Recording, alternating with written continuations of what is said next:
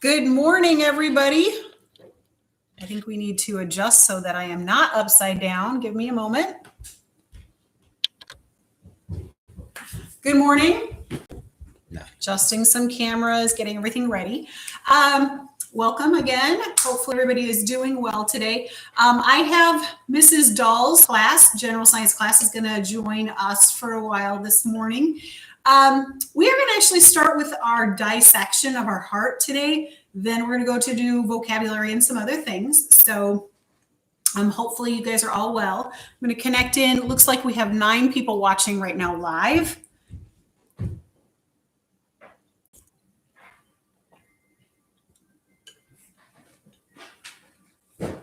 All right, so hopefully we'll get going. I want to actually discuss the dissection circulatory system of our 4-chambered mammalian heart before we actually get to the dissection. So I'm going to actually turn it off of me and turn it on to some different things as we discuss going through things. So, all right. So looking here, we're going to kind of look and kind of discuss this outline.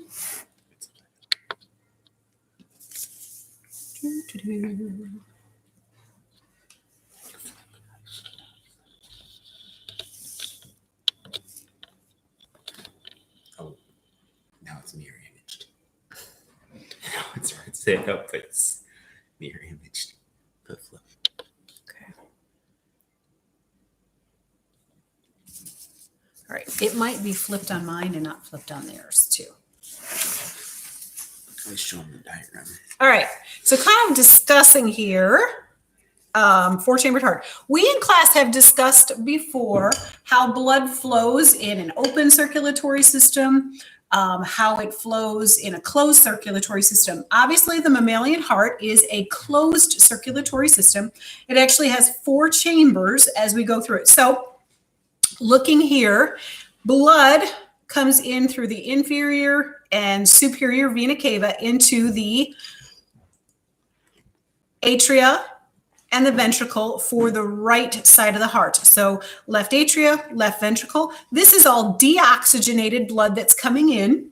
Okay. Then it comes out through the pulmonary artery, goes to our lungs or the cow's lungs, depending which mammal we're discussing, becomes oxygenated. Then from the lungs goes through the pulmonary veins, back now into the left side of the heart, coming into the atria, the ventricle, and then out through the aorta and out to the rest of the body where it can become and do its oxygen carbon dioxide exchange. So again, the blue is symbolizing deoxygenated blood. The red is symbolizing oxygenated blood as we go through it. So again, kind of to review. So we have deoxygenated blood coming in through the inferior and superior vena cava, coming into the the right atria to the right ventricle, coming out to the pulmonary artery, to the lungs. Now, notice this is a pulmonary artery and it is deoxygenated. Does its oxygen carbon dioxide exchange in the lungs? Then it comes to the pulmonary vein as oxygenated blood coming in now to our left side of the heart, left atria, left ventricle, out through the aorta, basically out to the entire body system and going through. So that is the overview of what's happening. Now we're going to actually look at some more details of the heart itself. Okay, so I'm seeing a lot of comments. I'm going to tell you guys the same thing as I told my chemistry class this morning. While we're kind of doing things, what I'd like you guys to do is keep your non-related to our classroom discussions comments kind of to a minimum. And then you guys maybe have the opportunity to kind of connect a little bit later. So I haven't read through them. I just see a lot of comments happening. Looking now, this is the external of the heart coming in. So showing the different things. I'm actually going to flip this around so I can see it right side up, and we're going to move the camera this way so it's not inverted for me.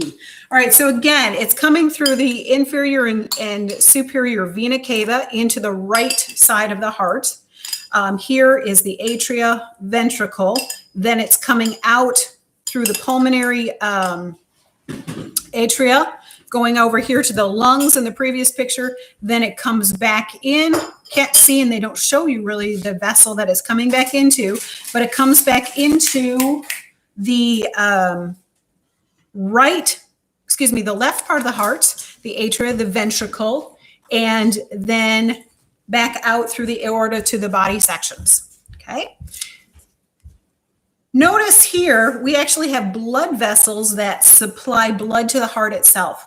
So when you hear of people having a heart attack, it's not necessarily these large vessels that get plugged. It can be, but it's the heart attack that actually causes damage to the heart itself happens when these blood vessels right here actually have clots. And so if you have blood that is supplying the heart with oxygen itself, and that becomes clotted, then there can be sections of the heart for the mammal that don't receive blood. That's going to cause some problems, and that section of the heart muscle itself is going to die off.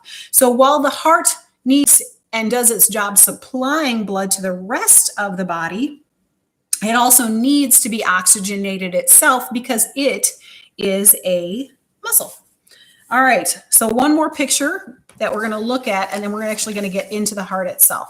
So here's another picture that kind of shows some detail. Again, I'm going to flip it over so I can see it. Okay. All right. So again, coming in through the superior and inferior vena cava into the right atria, comes through the tricuspid valve, tri meaning three. So it actually has three cups that kind of form together. There's the chordae tendineae, which is like the heavy cords that are going to help to open and close the valve. This is going to be the right ventricle coming out through the pulmonic semilunar valve out through the pulmonary arteries. Then it goes to the lungs. Then coming back in from the lungs goes here through the pulmonary veins, okay, to the left atria, left ventricle, out through the aorta and out through the body. You can actually see here how the aorta is actually divided into what goes into parts of the body and up goes toward the brain too. All right, I'm going to take a look at some of the comments that I see here and see if you guys have questions or anything. Question is, do we need to do a lab write-up for this?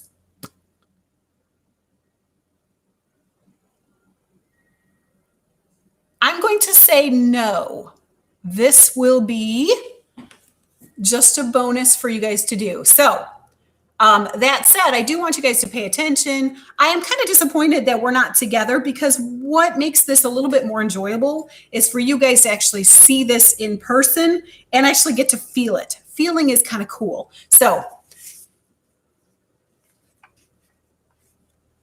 okay. Question is, did we really read about the heart? No. There isn't, however, because we don't do mammalian dissections. We have upon occasion, but it's kind of a cool dissection to do. So at this point, we're going to actually get the heart and give you guys an opportunity to take a look at it.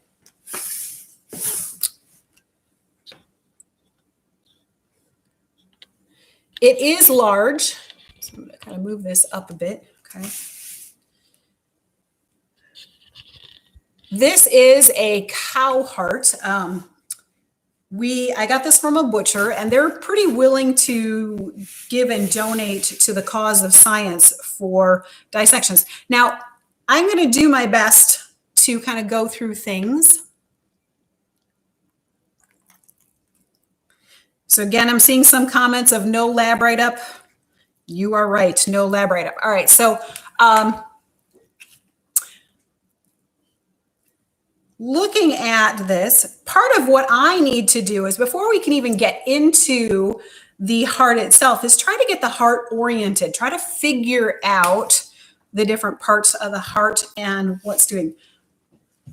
Okay, I'm going to move up my camera so it shows a little bit more and move it back.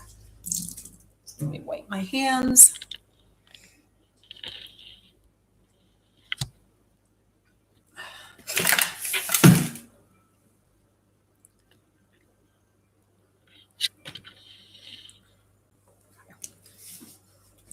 All right, so I see some large holes coming in here, okay? And so I'm going to kind of, don't want to gross anybody out, but I have to figure out which is the left side and which is the right side. Now, again, the blood is coming into the right side. The right side has the deoxygenated blood. This is my right side, okay, coming in. I can also feel the thickness of the muscle here, okay? And this one is actually thicker on this side than this side, okay? We'll talk about that in a little bit about why one side is thicker, okay? You can actually see the blood vessels that are supplying the oxygen to the heart itself. And on the other side as well, they're not as large as you would expect, but there's definitely blood vessels that supply the blood to the heart, okay? And I was kind of pointing out these holes earlier. All right, so this kind of flap right here looks very different than the pictures that I just showed you, but this kind of flap right here, this section right here, this is the right atria. So that means coming into the right atria from the top right here and from the bottom right here into the right atria, okay? This is the superior and inferior vena cava. Those are major blood vessels that come into the heart, right? So again, you can see that they actually come into here, into this section. You can see my fingers in here coming in through there. Okay. So reorienting it again, if I was to put this in front of me, this is again my right side, this is my left side. All right. Then also I see some additional vessels coming in. So this was the right atria. Over here then is the left atria. So kind of coming in, here we have, so oxygenated blood would come into this section. Okay.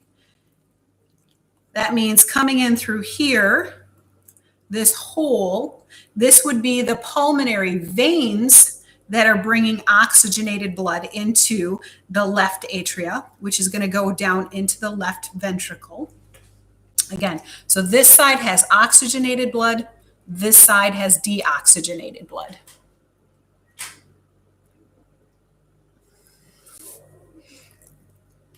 All right, I want to kind of point out here this very large vessel on the top. Can you see that? It's huge, okay? That is the aorta that's kind of coming in, and it comes out from the left ventricle, kind of coming there, but you can actually see it and how it's divided, moving that forward. But it's a huge vessel coming in. Okay. Looks a little different. This part's here, this is just kind of fat around the heart itself. Again, muscular here. All right, at this point, we're going to go ahead and open up the heart itself. I'm going to look at my comments.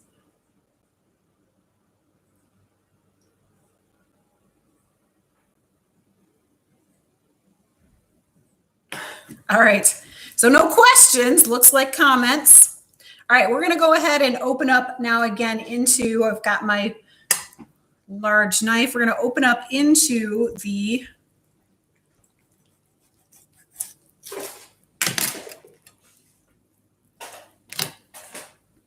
right side of the heart and open it up. Okay. You can actually see now, okay, here is the chordae tendineae that you guys can see. Here is the cut through the tricuspid. So one of the things I asked my nursing daughter, I said, because I remember when she was studying in her nursing, she had a way to remember the tri versus the bicuspid. And this is always try to be right or try to do right. So the tricuspid is on the right side of the heart versus the bicuspid valve is on the left side of the heart. So again, try to be right, try to do right, and that is on the right side. So if you guys can look, I'm going to open it up just a bit more. I'm going to cut through these chordae tendineae right here to open it up even more. Okay. This part down here, the kind of curved tip, this is called the apex of the heart. And looking, you can actually see the thickness of the muscle here. You can see the chordae tendineae, and these are incredibly tough as you do it. The job of the chordae tendineae is to help the valves itself shut when they needed to. So when you hear the lub-dub, lub-dub, lub-dub of the heart beating itself, that is the valves actually flapping shut and flapping open as it comes through. Okay. So again, take a look at that. Again, I really wish that you guys were here and you could actually feel it. While this is a fresh dissection, there is really no difference in this as a muscle versus the steak that you have for dinner. It's actually probably a much leaner muscle in the muscle tissue itself, because there's no fat even in this portion of it. But it's essentially just a muscle, just like your steak is when you have steak dinner. Okay. All right. So I'm going to go ahead and now open up the other side and kind of get into it.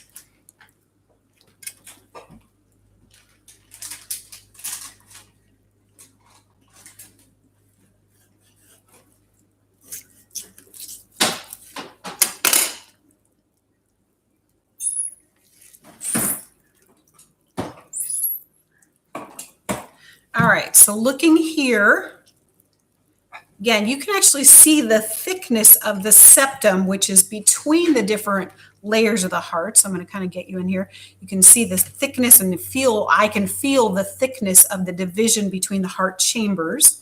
Looking here. Now, if you look at this particular thickness of the wall of the ventricle versus this one, you can always tell which is the right side and which is the left side by the thickness of the wall. Now,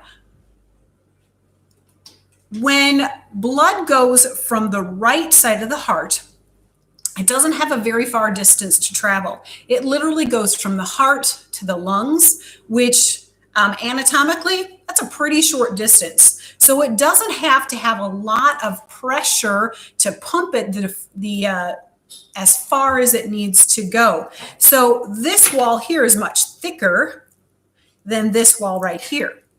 So in orientation, this is my thin wall. This is going to be my right side. And this is going to be my left side. Again, this thickness here, that means it is going and have to pump body all the way down to your toes and back up through the vessels all the way back up to your heart to make sure that the blood goes from oxygenated to deoxygenated and has enough pressure to go against gravity up through there. So again, this is your left side, and you can tell that by the thickness of the heart itself. Okay, so kind of getting it reoriented again. This is my right side. This is my left side by the thickness. I've just kind of got it flipped over for the cut side.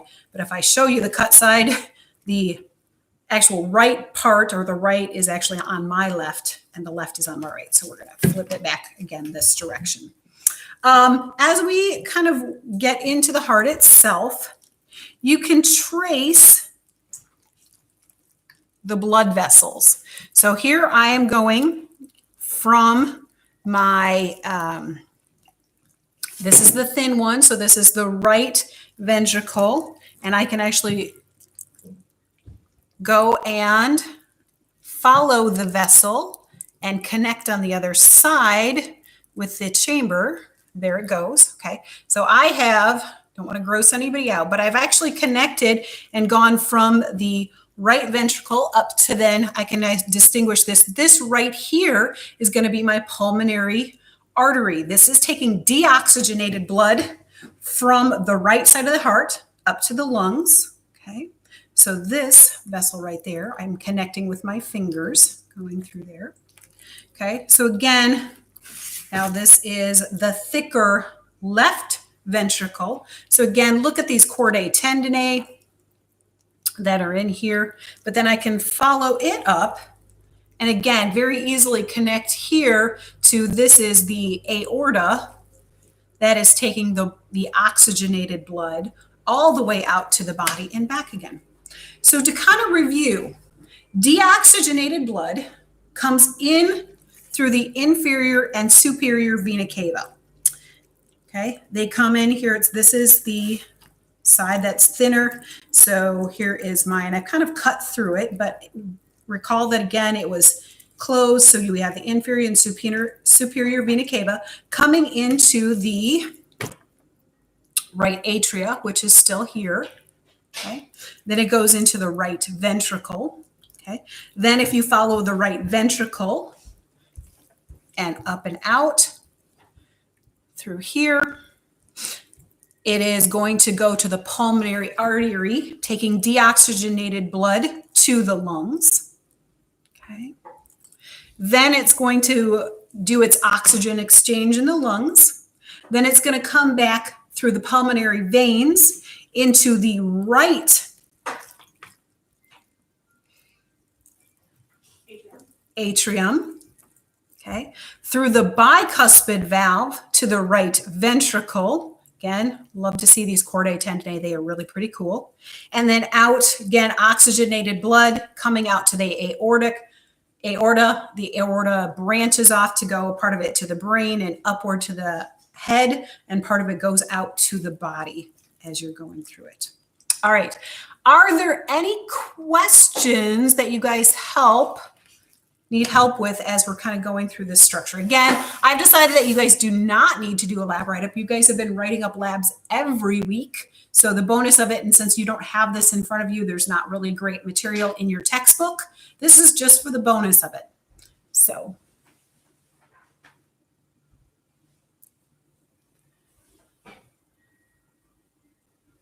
This was the creepiest thing that has ever happened in the science class.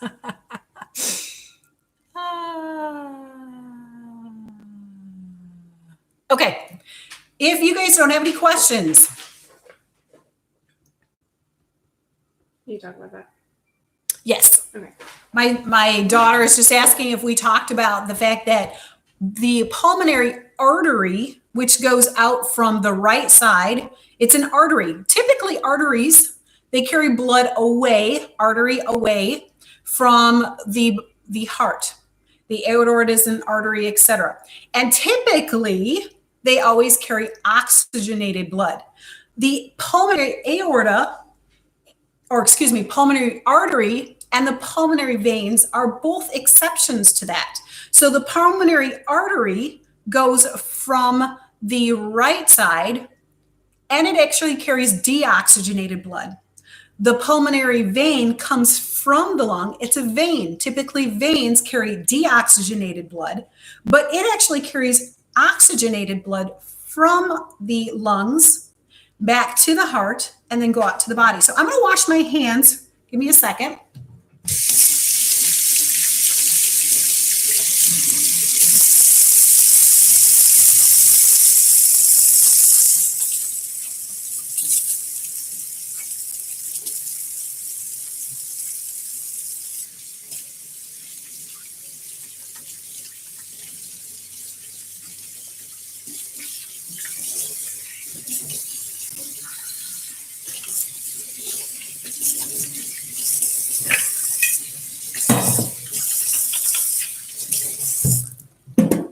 All right, I'm going to move this out of the way. I'm going to show you again one more time, kind of our heart that we just got done looking at.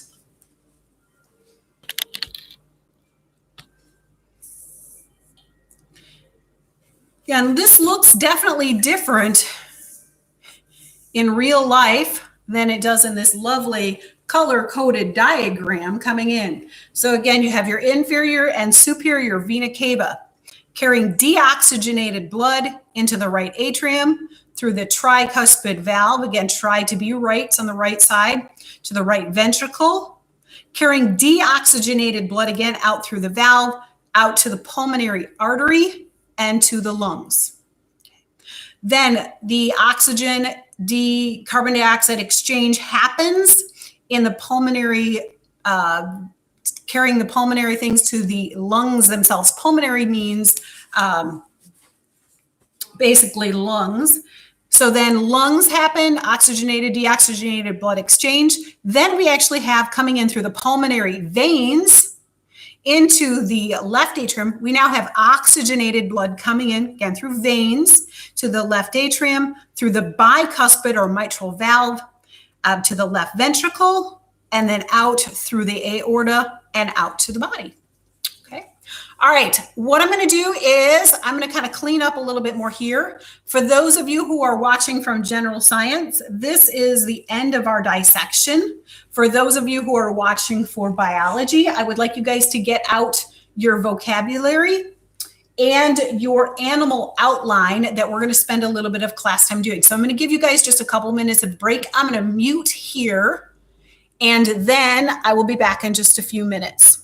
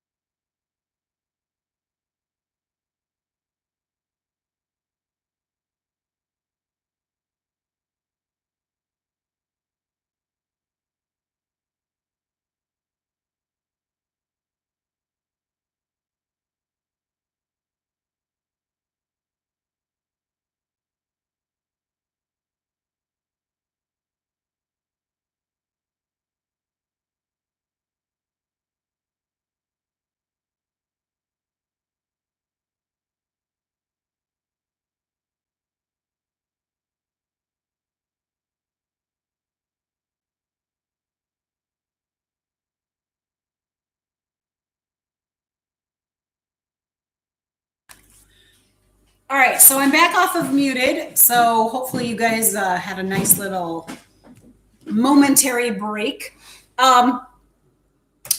So if you guys haven't heard yet, Grace is going to be remote for the rest of the semester. So we will continue to meet. We will continue to gather together during our class time, but it will be done remotely. My camera keeps moving, so I'm going to move with it. So we will be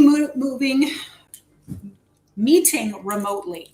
Our rest of our class time today, we can go through vocabulary, go through things that you guys have questions on as you guys are into chapter module 16 on the reptiles, birds, and mammals. Also, there's still extra credit opportunity for you guys to complete those animal outlines. So hopefully you guys got those out during a couple minutes when I was cleaning up, so we can spend a little bit of time updating those, getting those filled out so that you guys eventually can submit those and keep things kind of in check as we have gone through a lot of material over the last while over the animal kingdom. All right.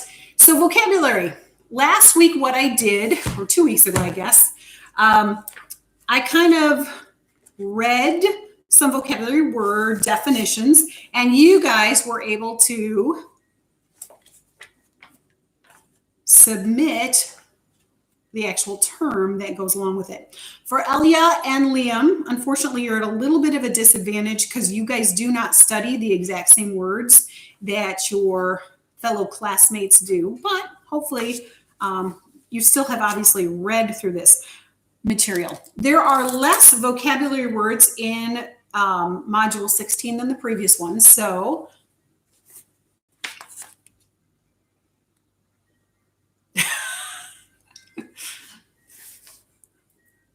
all right, so I'm going to read your vocabulary word and let's see what you guys can, who comes up with the first correct term. All right, a shelled water-retaining egg that allows reptile, bird, and certain mammal embryos to develop on land. Go.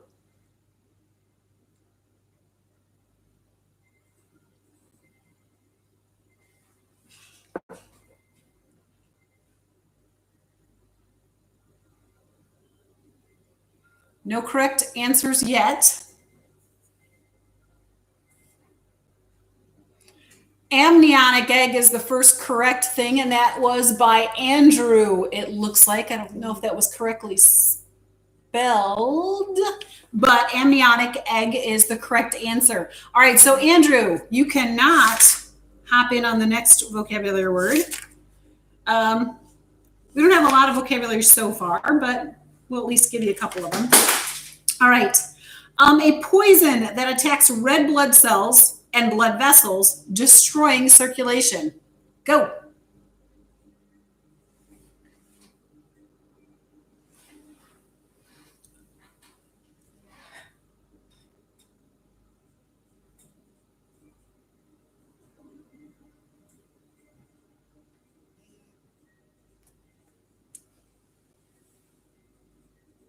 All right, hemotoxin is the first one, and that is by Micah. Hemo meaning blood. Toxin, of course, is referring to the poison that is done. Next one.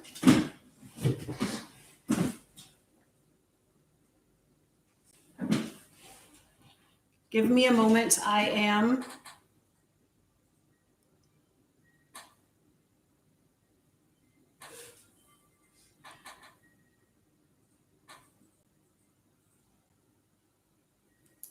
checking on Google Classroom because there's people who are commenting on through there versus Facebook.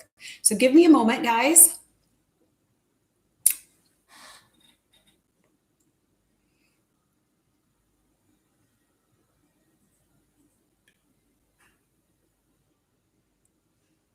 Ooh, okay. So I actually, people are commenting on Facebook too. So I'm going to do some things because both Lydia and Elia are chiming in on Classroom. So I'll have to see if I will have both of these things trying to be check the next vocabulary word. All right, here's your next vocabulary term. A poison that attacks the nervous system, causing blindness, paralysis, and suffocation.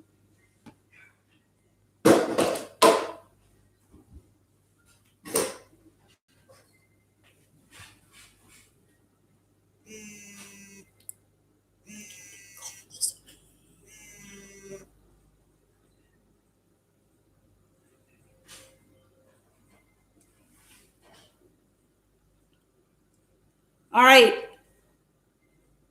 Not Kreld spelled correctly, so I'm working for spelled correctly.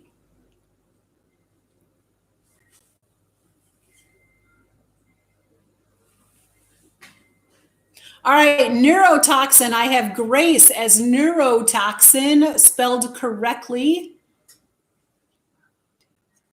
Very good. All right. So we don't have a lot of vocabulary words. I don't think that might be the last of our vocabulary words so far. Oh, yeah, I think that's it for right now. So no more vocabulary for the moment. However, let's go ahead and spend a little bit of time going through that outline. So I'm not sure. Can you guys let me know, where did we leave off for class time? And I know that we might be kind of going back a couple of modules, but we have a little bit of time right now while we're still in the animal kingdom, because when we meet 2 weeks from now, we will be on to the plants. So if somebody can let me know what we have filled out together as a class for the animal kingdom outlines. Again, this is what we're looking at. Okay, so the animal kingdom, there are 3 pages, 1 and 2 and 3. This covers a number of different modules. It goes all the way back. It covers things from module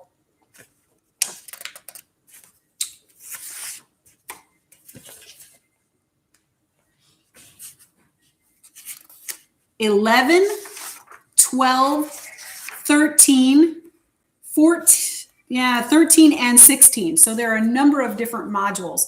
All right. It says last thing we did was up to order Orthoptera. All right. So we were into the insect stuff, it looks like, if that is correct. So that's on page 2. And then kind of starting out with our phylum Chordata, which is awesome. We can kind of go through some of those things today. And then as you guys continue to read through the last couple of classes, you can add those through. So we're actually, what you guys are reading about in module 16 is on the bottom of page 3. So again, big picture stuff. We have 5 different kingdoms that you guys have learned about. So we have Monarin, which are our bacteria.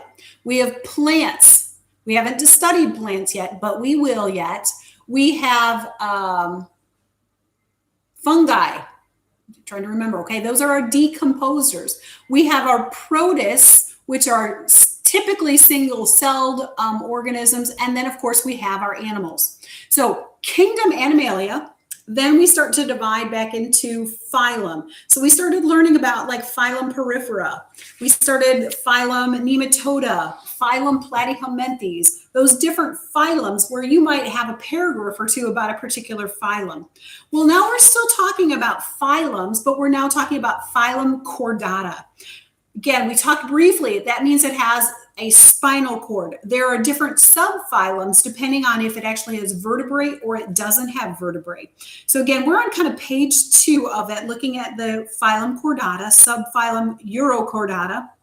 So the singular example that they talk about in your textbook is the sea squirt, which again has a dorsal. Again, dorsal's the top, ventral's like the tummy side, 4-legged animal down on all 4s. So a dorsal nerve cord for part of its life. Also, there was subphylum cephalo meaning head, chordata. And that the example was a lancelet, which has a notochord, which is kind of like a spinal cord throughout its entire life. So those are the different 2 subphylums that your textbook goes through. But then we're going to deal with phylum Chordata. Phylum Chordata, we as the grouping of mammals belong to phylum Chordata. We are in subphylum Vertebrata. So vertebrates, meaning backbone, are what we belong to. So obviously some of these things on the chart are already filled out for you. It has an endoskeleton. Endo meaning inside. So it's an inside skeleton. So our bones are inside, and we actually do have bones versus an exoskeleton, such that like an insect or an arthropod would have. So an endoskeleton has a closed circulatory system. The circulatory system, obviously we have spent some time today discussing with our 4-chambered mammalian heart, but our circulatory system is closed. Versus if you look back at what we were doing with like the, trying to think, the open circulatory system would be like our crayfish. Remember how it had the heart on top and the blood just basically went throughout and open vessels. And then if it ever gets flipped over, that's bad for it. Versus in our body and in mammals, in all chordates, it has a closed circulatory system. So things are always enclosed within a vessel. It also has a complete nervous system. Obviously, we as humans have a very well-developed brain, but other mammals, other chordates have a well-developed brain as well. A complete nervous system, looking again at the details of that. We're looking at number 4 now under phylum Chordata. It has separate sexes. It has both male and female versus, remember, like the earthworm, it was hermaphroditic, which means it had both male and female. It didn't reproduce, but yet it just had to find another worm and it could do what it needed to do for reproduction to occur. All right, now we're going under class Agnatha. Now this goes back to probably module 13, if I'm remembering correctly. Agnatha, those are going to be the jawless fish. So examples of the jawless fish. Okay, examples of the jawless fish. That would be like our lamprey. That's probably the most common one. So some characteristics of that. They have open gill slits, which means they basically don't have like the operculum, and it basically kind of just comes in and out, open gill slits. What are some other characteristics of them? They're typically parasitic, which means they need to live off a host. They're not always great things for the host, obviously, because they're parasitic. They kind of take advantage of their host. If you're kind of looking back to where we would talk about class Agnatha, it is on page 403. So Liam, I just saw that you put that up there. Page 403 is looking at that. So there's pictures of the lamprey. So maybe if you guys have your textbooks close by, flip to page 403, because sometimes it's nice to actually have a visual on what a lamprey looks like. They actually have a lamprey that's attached parasitically to a fish there in the picture on page 403.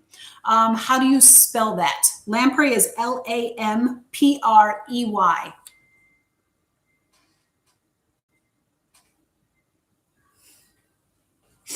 I love you guys. Thank you, Andrew, for the little bit of humor. Okay.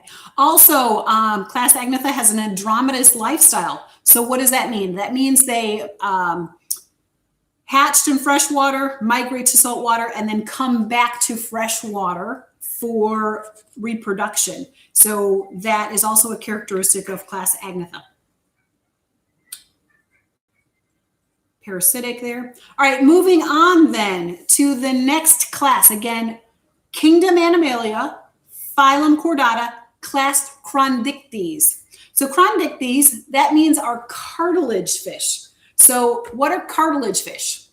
Cartilage fish can be sharks, rays, skates. All those are the typical Chondictes. So page 405 actually shows some different pictures of those. But all of them, instead of having bones, they actually made out of osteocytes, which is kind of bone tissue. It actually has their skeletal material is made up of cartilage.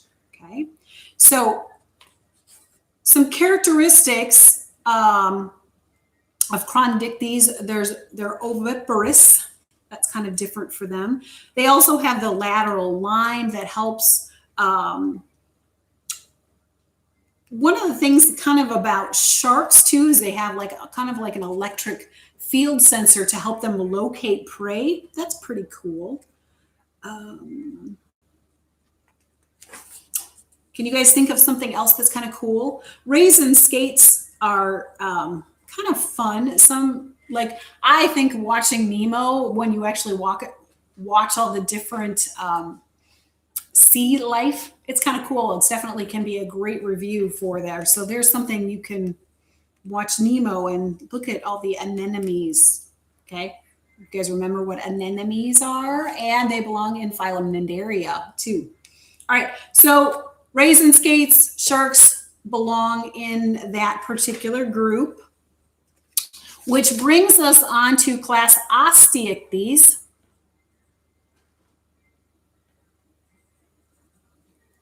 Okay, do lamprey have electric field sensors? I don't believe so. It is just sharks. Okay. Class Osteichthyes then, those are our bony fish. So examples of our bony fish, there are multiple. You guys can think. All right, could be your catfish. It could be trout. It could be clownfish like Nemo. It could be all sorts of different examples that you can do. They're oviparous as well.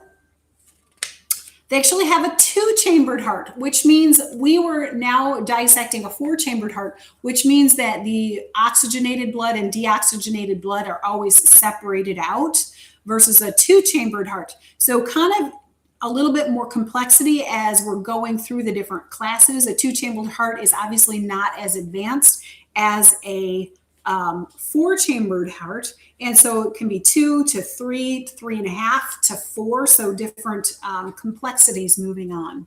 All right, so I see salmon, pufferfish, all of those are great examples of class Osteichthyes. All right, also with our bony fish, some different things that we could put. You guys did dissection of the perch a while back, but you could talk about like the air bladder. You could talk about the lateral line. You could talk about the different fact that it has a closed circulatory system with the 2-chambered heart. They are ectothermic, which means that they are cold-blooded versus warm-blooded. Breathe through gills. So I'll give you guys a moment to add some things. The next class we'll go through is amphibia. So I'll give you guys a moment. I'm going to check back in with Google Classroom to the comments that are happening there.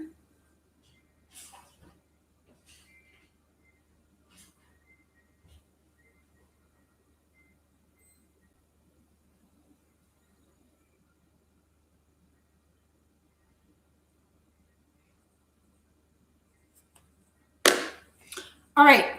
Hopefully you guys are filling these out as we go, because again, this is worth extra credit. So extra credit is always a bonus. Class amphibia is our next one. Ampha means both. So amphibians both live near water, in water, and on land. So the examples, we obviously dissected the frog. That's a really common example, but there's lots of different examples that you guys could think of. So there's salamanders, toads, frogs, and obviously lots of different species of animals within those broad categories of frogs and toads and salamanders. Class amphibia on page 419. There's very distinctive, like here's some great characteristics to include. So they have an endoskeleton made mostly of bone. You guys remember that. Again, inside skeleton. They have smooth skin with many capillaries and pigment, no scales. One of the kind of cool things about all of our amphibians is they also breathe through their skin. So they have, in their life cycle, they have gills, they have lungs, but they also do most of their respiration actually through their skin itself. All right, do you want us to write incomplete sentences, Maggie? I see that as a comment. No, you do not need to. If you want to, that's fine, but some basic points are just fine for me. So smooth skin, and it's also going to be moist skin as well. Again, they always have to live close to water, lay their eggs typically in water. They have the metamorphic lifestyle. Hopefully you guys have throughout some time actually watched the life cycle of a frog too. If not, this spring it's a great time if you have someplace close by where you can kind of watch them. They're kind of fun to do. As many as 4 organs for respiration. We talked about that. They have a 3-chambered heart versus a 4-chambered heart. So deoxygenated and oxygenated blood is not completely separated out, but they obviously do okay with that. So they have oviparous with external fertilization. See that Lydia just made a comment for me. Oh, she said the toad doesn't live near water. It actually doesn't live in water as much as a frog does, but still, because it is part of this class, it still has to be close enough to water, but it isn't quite as moist as the frog within that group of amphibians. All right. Also, they can hibernate too for class Amphibia, which is kind of something with them. The next class actually brings us into the current module that you guys are working on, which is module 16, looking at our reptiles.